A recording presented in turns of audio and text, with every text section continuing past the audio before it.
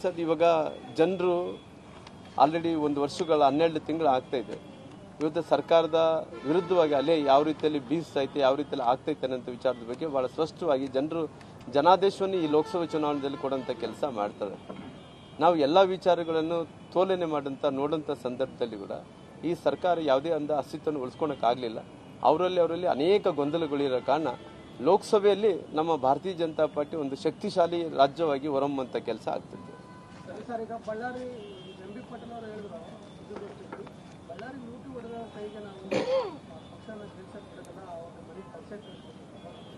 First ಅವರು ರಾಹುಲ್ ಗಾಂಧಿ ಅವ್ರನ್ನ ಮನೆಗೆ ಕಳ್ಸಂದು ಹೇಳ್ರಿ. ಆಮೇಲೆ ಶಿವಕುಮಾರ್ ಅವರು ಇದ್ದಾರೆ ಉಪಮುಖ್ಯಮಂತ್ರಿಗಳು, ಅವ್ರನ್ನ ಮನೆಗೆ ಕಳ್ಸಕ್ಕೆ ಹೇಳ್ರಿ. ಅವರಲ್ಲಿ ಕಾಂಗ್ರೆಸ್ ಅಲ್ಲಿ ಇದ್ದಂಥ ಅರ್ಧ ಡಜನ್ ನಾಯಕರು ಎಲ್ಲ ಕೇಸಲ್ಲೇ ಇದ್ದಾರೆ. ಕೇಸಲ್ಲಿ ಇದ್ದಂಥವ್ರು ಎಲ್ಲರೂ ಕೂಡ ಆರೋಪಣೆ ಆಗಕ್ಕಾಗಲ್ಲ, ಆರೋಪಿಗಳಂದೇಳಿ ಕನ್ಸಿಡರ್ ಮಾಡೋಕ್ಕಾಗಲ್ಲ. ಕೋರ್ಟ್ ಇದೆ, ಕೋರ್ಟಲ್ಲಿ ನಡೀತಾ ಇದಾವ. ಕೆಲವೊಂದು ಸಾರಿ ಈ ಸಂದರ್ಭದಲ್ಲಿ ಯಾವುದೋ ರಾಜಕೀಯವಾಗಿ ಮಾತಾಡಬೇಕಂದೇಳಿ ಮಾತಾಡಿದರೆ ಇವತ್ತು ಅವ್ರ ಮೇಲೆ ಎಷ್ಟು ಮಂದಿ ಮೇಲೆ ಕೇಸ್ಗಳಿಲ್ಲ.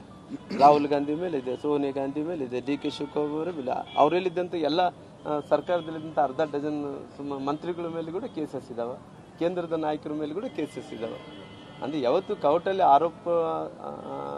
ಆರೋಪಿ ಅಂತೇಳಿ ಸಾಬೀತಾದಂಥ ಟೈಮಲ್ಲಿ ಅವ್ರಿಗೆ ಆರೋಪಿ ಅಂತೇಳಿ ನಾವು ಕನ್ಸಿಡರ್ ಮಾಡ್ಬೋದಾಗಿಲ್ಲ. ಅಲ್ಲಿ ತನಕ ಮಾಡೋಕ್ಕಾಗಲ್ಲ. ಕಂಪ್ಲೀಟ್ ಆಗಿ ಇವತ್ತು ಜನಾರ್ದನ್ ರೆಡ್ಡಿ ಬಿಜೆಪಿ ಪಕ್ಷಕ್ಕೆ ಸಂಬಂಧ ಇಲ್ಲ ಅಂತೇಳಿ ಅಮಿತ್ ಶಾ ಅವರು ಸ್ಟೇಟ್ಮೆಂಟ್ ಕೊಟ್ಟಿದ್ರು. ಈಗ ಮತ್ತೆ ಅದೇ ಅಮಿತ್ ಶಾ ಅವರು ಕರ್ಕೊಂಡು ಪಕ್ಷ ಸೇರಿಸ್ತಾರೆ.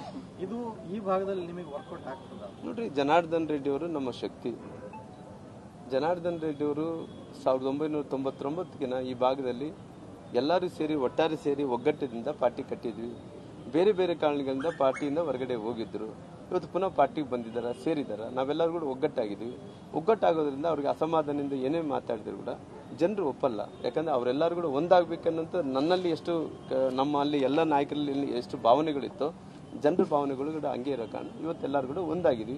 ಈ ಚುನಾವಣೆಯಲ್ಲಿ ಎಲ್ಲರೂ ಸೇರಿ ಒಗ್ಗಟ್ಟಿಂದ ಗೆಲ್ತೀವಿ. Thank you.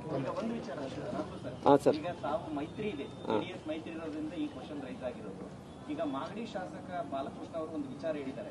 ಕುಮಾರಸ್ವಾಮಿ ಅವರು ಮುಖ್ಯಮಂತ್ರಿ ಇದ್ದಾಗ ನಿರ್ಮಲಾನಂದ ಸ್ವಾಮೀಜಿ ಸೇರಿದಂತೆ 47 ಜನರ ಫೋನ್ನ ಕದ್ದಾಲಿಕೆಯಾಗಿದೆ. ಆ ವಿಚಾರ ನಿಮ್ಮ ಮೇಲೆ ಪ್ರಭಾವ ಬರುತ್ತಾ? ಅಂದ್ರೆ ಬಿಜೆಪಿ ಪಕ್ಷದ ಮೇಲೆ ನೋಡಿ, ಕದ್ದಾಲಿಕೆ ಪ್ರಾರಂಭ ಮಾಡಿದಂತರು ಕಾಂಗ್ರೆಸ್. ಯಾವತ್ತು ಅವತ್ತಿನ ಮನಮೋಹನ್ ಸಿಂಗ್ ಅವರು ಪ್ರಧಾನಮಂತ್ರಿಗಳಿದ್ದಂಥ ಟೈಮಲ್ಲಿ ಅವತ್ತಿನ ಅನೇಕ ಮಂದಿ ನಾಯಕರ ಮೇಲೆ ಅವತ್ತು ಬಹಳಷ್ಟು ಮಂದಿ, ಅಂದರೆ ಯಾರು ಹೆಸರು ಹೇಳಬೇಕಂದ್ರೆ ಬಹಳಷ್ಟು ಮಂದಿ ನಾಯಕರನ್ನು ಫೋನ್ ಕದ್ದಾಲಿಕೆಯನ್ನು ಪ್ರಾರಂಭ ಮಾಡಿದ್ದೆ ಕಾಂಗ್ರೆಸ್ ಸರ್ಕಾರ. ಹಾಗಾಗಿ ಇವತ್ತು ಕುಮಾರಸ್ವಾಮಿ ಅವರು ಆ ರೀತಿ ಮಾಡೋಂಗಿದ್ದಕ್ಕಿನ ಬಹುಶಃ ಅವ್ರ ಹತ್ರ ಜೊತೆಯಾಗಿ ಸರ್ಕಾರ ಕೂಡ ಮಾಡ್ತಿದ್ದಲ್ಲ. ಹಂಗಾಗಿ ಇವತ್ತು ಅವರು ಎಲ್ಲ ಒಂದು ಕಡೆ ಇವತ್ತು ಬಿಜೆಪಿ ಹತ್ರ ಮೈತ್ರಿ ಮಾಡ್ಕೊಂಡಿದ್ದಾನೆ ಅನ್ನೋದಕ್ಕೋಸ್ಕರವಾಗಿ